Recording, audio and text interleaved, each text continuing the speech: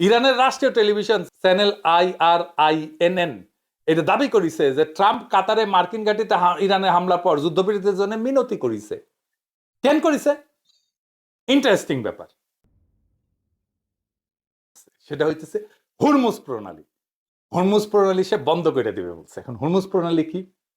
Hormuz প্রণালী হইতেছে এমন একটা চিকন একটা সমুদ্র পথ যেখান দিয়ে প্রত্যেক দিন প্রায় 20 থেকে 30 মিলিয়ন ব্যারেল অপরিশোধিত তেল এই প্রণালী দিয়ে সারা দুনিয়াতে আসে। সমুদ্র পথে যত তেল রপ্তানি হয় তার 20%-এর বেশি এইটা প্রত্যেক দিন। তো এই রুট ব্যবহার করে তেল রপ্তানি করে অনেকগুলো দেশ, কিন্তু যেমন সৌদি আরব করে, ইরান তো নিজে করে, ইরাক করে, কুয়েত করে, আরব আমিরাত করে, কাতার করে। আর এটা যাইতে হয় ইরানের পাশ দিয়ে। তো ইরান এটা বন্ধ করে দিতে পারে। বেশি দূর না, 3 কিলোমিটার বন্ধ করে দিলে পুরা শেষ, আর কোনো জাহাজ যাইতে পারবে না। যদি এই প্রণালীতে সাময়িকভাবে বন্ধ করে দেয় তাহলে গোটা পৃথিবী অন্ধকার হয়ে যাবে, জ্বালানি তেলের বাজারে আগুন লেগে যাবে।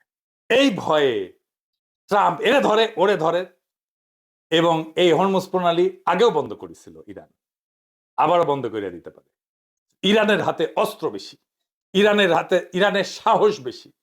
ইরান এইভাবে হরমুজ প্রণালী অবরোধ করতে পারে, এবং এর মধ্যে দিয়া ইরানের শক্তি বুঝে গেল পুরা দেশ।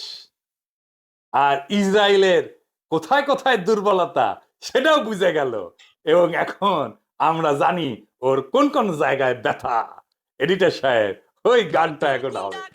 ইরান আর কি করছে?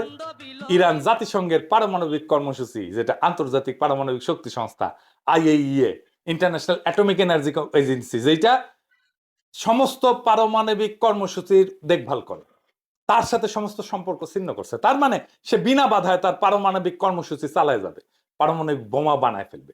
ইসরায়েল চাইছিল তার পারমাণবিক কর্মসূচি বন্ধ করতে, উল্টা ইরান পারমাণবিক বোমা বানায় ফেলতেছে। বীরের মতো মাথা উঁচু করে লড়াই করছে ইরান। দুনিয়ার সব হিসাব নিকাশ পাল্টে দিছে ইরান। ইরানের হাতে পারমাণবিক বোমা আসা মানে মধ্যপ্রাচ্যের শক্তির ভারসাম্য বদলায় যাওয়া। আর এই যুদ্ধে ইসরায়েলের পতনের শুরু।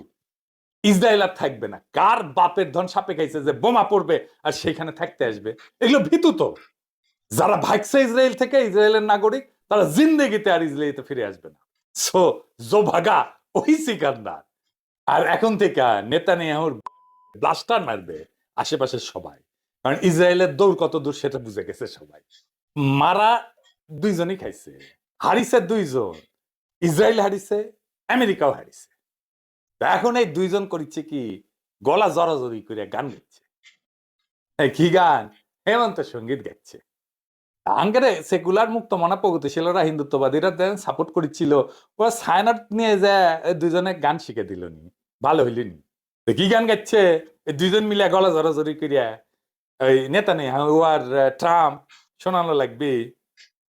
আজ শুনে গলা পরিষ্কার করে নি। হ্যাঁ, ওই গাচ্ছে, আমায় প্রশ্ন করে নীল ধ্রুব তারা, আর কত কাল মোরা খাবো পুটু মারা, খাবো পুটু মারা।